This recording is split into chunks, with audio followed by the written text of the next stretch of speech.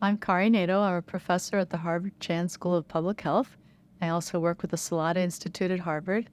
And I'm here because I want to give a hope and promise message about climate change and climate change solutions. I think there's a lot of things that have brought us hope. I think we have to be careful and realistic.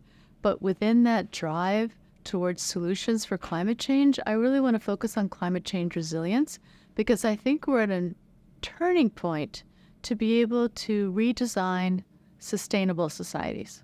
Climate resilience comes in many different shapes and sizes. The four that I like to talk about are the four that can be affecting people on the individual, regional, national, and international level.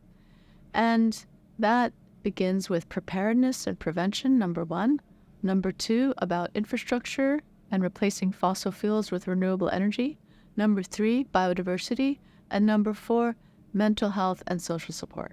Mental health is important for all of us, and we won't be able to think about problem solving for climate change if we ourselves aren't feeling positive, and if we ourselves are paralyzed and anxious about climate change. That doesn't help us get forward thinking about solutions.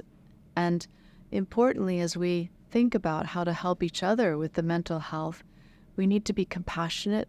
We need to have conversations that matter across different generations, across different ages. And so I think mental health is one of those aspects of both the acute and the chronic effects of climate change that we really need to acknowledge and formulate ways to solve it in and of itself. The important aspect about mental health is that it affects so many different features about climate change, and there's a positive feedback loop.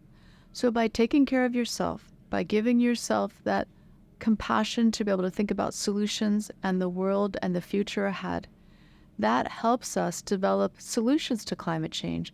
And by improving climate change, that will help mental health. In addition, if we also not only help ourselves, but help the planet, greening the planet, biodiversity, by walking out in nature, by being part of nature, that also helps our mental health.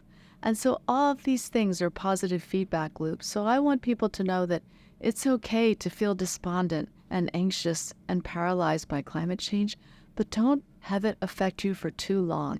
Have it be the catalyst by which that moves you forward to thinking about solutions, joining groups, talking about it, discussing it, and then that will also help you with your own mental health, and that will help us all by thinking about solutions together as a group, working together for that future. I think as a scientist, one of the things I worry about most is that a lot of our research has pointed to all the problems that climate change has caused for our society, for our Earth, for our planet. And that's important to know, but that gloom and doom needs to be pivoted. We need to think about quantifying solutions now. As scientists, we can be part of those solutions, and we can talk about those, and we can do quantitative research and science around that. But in that, we need to change that picture of gloom and doom into solutions. And that solutions framework can help us develop better policies, and then we can test those policies with the tools that we have as scientists. But without that, we're going to be always in this circle of gloom and doom without getting ourselves and pivoting and turning towards redesigning. And in that redesigning, I think we need a mindset change. And that mindset change, we also have to help the whole world go from a shareholder mindset to a stakeholder mindset.